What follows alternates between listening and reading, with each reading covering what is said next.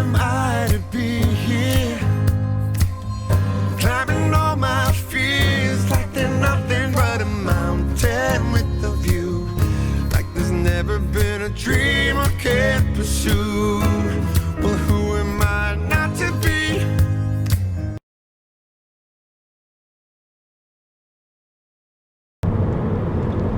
What's up, everybody? Dawn, the Self-Esteem Queen. So I don't normally do this type of video, but I think that, you know, it's important to do this type of video.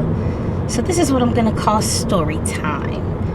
And today I'd like to tell you guys about the time that I met this guy who was on his way to go kill his wife, his estranged wife, and I stopped him without even knowing that that's what he was about to go do. So when I was growing up, my grandmother would say, you know, God watches out for angels and idiots, babies and idiots.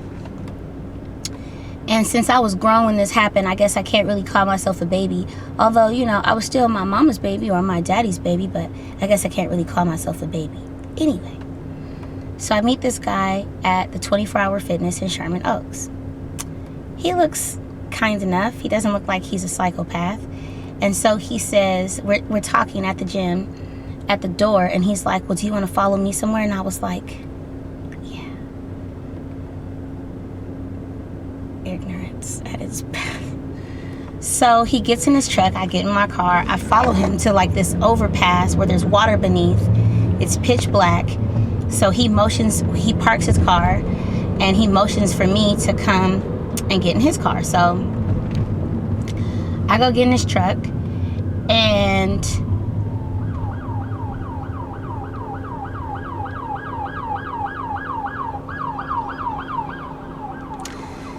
so I go get in his truck, and we start talking, and all of a sudden his whole personality changes, and he starts getting like real agitated. In his truck, I'm like looking around his truck in the dark to what I can see, and it's like stuff everywhere, and I'm like, did I just make the biggest mistake of my life? So the guy starts sweating, and I'm like, I talk to him, and then finally he pulls out some crystal meth, and I'm like, oh God. And he starts talking as he pulls out the pipe, and he's like, yeah, you know, because my wife, you know, we're estranged, you know, and you look just like her. I'm like, oh no. So long story short, this guy basically just got out of jail. He's living in a halfway house, and his wife, he's white, by the way, his wife kicked him out because they had a newborn baby and he couldn't stop doing drugs. And so she had given him an ultimatum, and you know, clearly, you know, it didn't work because he was gone.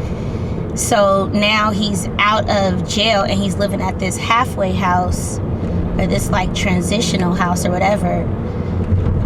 But he's really angry at his wife, and he basically wants to go kill her. And so he was leaving the gym because he thought that maybe if he went to the gym, you know, that would help him with, you know, this feeling. And he said he left the gym and he saw me, and it just made the feeling even stronger. And so he thought that maybe I would be able to help him. And I'm like, listen, I don't want to die for your wife's sins, okay? I don't want to die for your sins either, sir. So I don't know what kind of help I could actually provide to you, but I'm nervous right now, and I don't really know what to say. So I tell him I don't do crystal meth, but I don't judge people that do. And so I began to talk to him and really, you know, just talk about God and relationships, and, you know,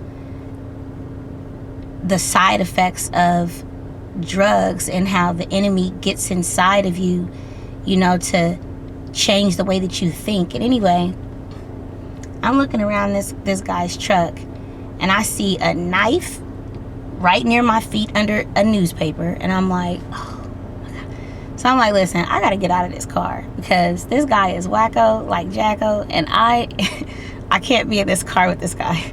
So I'm like, listen, do you have a curfew at your halfway house? He was like, yeah, the curfew is 9.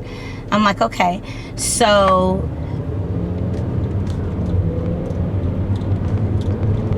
it's 8:30. And I'm like, well, how far away is it? He's like, it's not that far. And I'm like, okay, so listen, right? What I'm gonna need you to do is I'm gonna need you to take down my number, and I'm gonna need you to call me, right, when you get back to your halfway house. So I don't get a call from him that night. So, I get out of the car. I don't get a call from him. I give him a hug. And I get a call like a week and a half later. And he's like, hey, remember me? Da, da, da. And so, long story short, the guy went to treatment and ended up cleaning up his life. Things that make me oh so happy to hear. And I don't recommend people just getting into cars with random ass people, because that's not altogether safe. But if by chance I stop this guy from offing his wife, right, who looked just like me, so she must be a beauty, then the moral of that story is sometimes you're placed into somebody's life, only if but for a moment, to remind them of something that they really need to know. And sometimes you guys are watching me, and it's only for me to remind you of something that you already know. Like, this guy knows I have a brand new baby. I shouldn't be killing my wife. I mean, come on. But sometimes, temporary insanity. So anyway, that's story time. See you guys later. Bye. Who am I to be here? Climbing all my fears like they're nothing but a mountain with a view. Like there's never been a dream